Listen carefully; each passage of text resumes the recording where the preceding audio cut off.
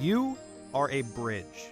It's true, or at least it's a good analogy. When you're healthy, when the bridge is sound, you can handle anything. Cars, trucks, trains, all the bumps of life, no problem. You are set. But if you're facing a serious health issue, something like kidney disease, lung disease, or cancer, the bridge starts to falter, cracks appear, and pretty soon it's hard to withstand all that traffic. Traffic that includes your own medical treatment. And that's where palliative care comes in.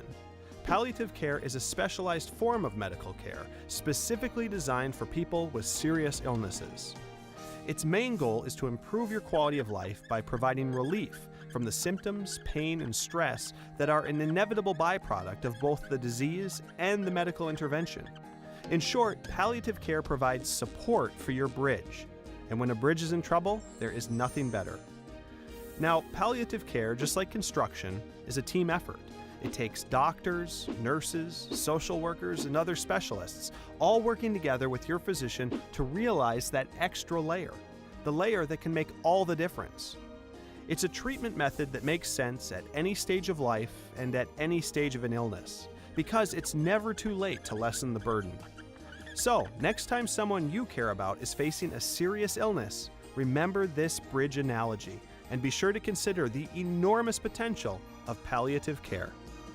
Palliative care is appropriate at any stage of a chronic disease like heart failure, COPD, cancer, or dementia. And most of the patients that we see in palliative care are actually not dying, but they are going to live with their disease burden for a long time.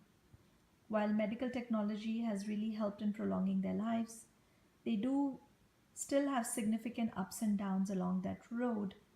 And palliative care can really have an impact on improving the quality of their life by managing symptoms, coordinating care, as well as educating the families about what's to come down the road. Keeping these patients in their own homes and out of a nursing home requires significant support and team effort, both medically as well as from their own families. And this really highlights the importance of caregivers in palliative care. A special term called the sandwich generation has been coined for individuals who are caring for their aging parents while also caring for their own children. These caregivers are really unpaid individuals, mostly a spouse, a family member, or a friend, who are assisting patients with activities of their daily living as well as some of the medical tasks. And having palliative care involvement really increases the positive health outcomes for caregivers. It really supports the caregivers, informs them about community resources, informs them about financial resources, and also constantly reassures the caregivers about their long-term and short-term goals and supports their emotional needs. Within the US, there is a significant amount of unpaid caregivers who are performing daily tasks in the range of 43.5 million caregivers who are putting in anywhere from 15 to 35 hours a week of unpaid caregiving. We are honored to have a few families who've come forward to share their stories with us today and their journey as being a caregiver. Gus and Tina are soulmates. At ages 96 and 91 respectively, they've had an amazing journey together. Their wishes are to remain in their own home until the end of their life. However, now they are both homebound and dependent on all their daily activities. Their daughter Mary has moved into their home as their caregiver, and she soon realized that as a caregiver, you go from being a daughter, a nurse, a companion, all rolled up in one. Days are very long and exhausting, and you wonder if you're doing the right thing. And to support her care and efforts in doing this, her primary care physician started involving the palliative care team, who has been doing home visits and providing support both medically as well as emotionally to Mary. And palliative care team will walk this journey with her and be available down the road to help her and her family make decisions about her parents as their situation and health changes. This support will not only allow her parents to age in place, but also support her in knowing that there is a plan. Dorothy Bradford Darling, or Dolly, was 94 years old when palliative care got involved with her. She went from being a very vibrant Radcliffe music major who enjoyed playing the piano to being confined to a wheelchair, not recognizing her own family members. She was suffering from Alzheimer's dementia. Her son Richard stepped in as her caregiver and found support in the palliative care team. He's here to share his thoughts about her care with us today. She actually recently passed on under hospice care at home, surrounded by her family at her bedside. She was independent living, and she was very independent all the way up to about 92, and able to drive, actually.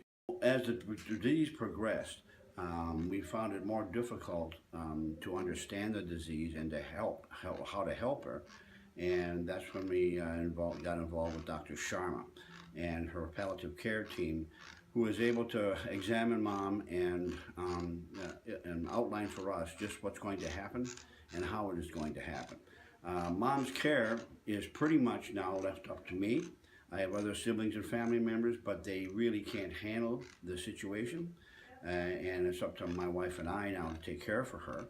And we have found that Dr. Sharma and Dr. Madsen and the palliative care team and the folks at Newcastle have been absolutely great.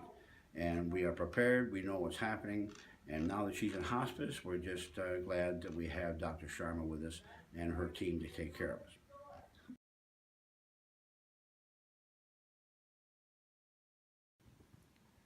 Jan Miamai retired as a special ed teacher and really loved life.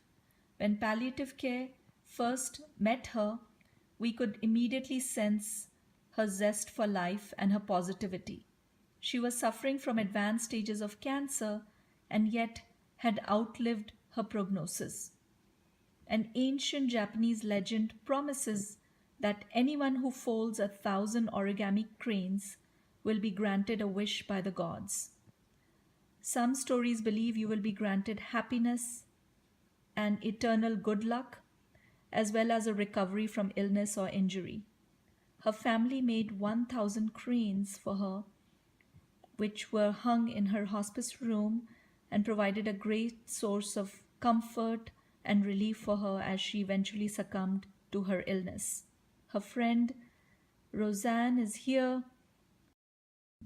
Have the opportunity that the person is going to recover. You basically are, it just has to become a part of your life. How are you going to live with it? What are you going to do? And how has the journey been for you? Oh, I like I said, I felt like I was blessed from the beginning, because it's a privilege to get up each day and be able to care for someone. And I think you have to put your whole heart and your soul into what you are doing, because you're sharing and giving your life, so to speak, to that person for that time. And the fact that we were friends, but we never ever thought that we would be doing what I ended up doing. But I think the real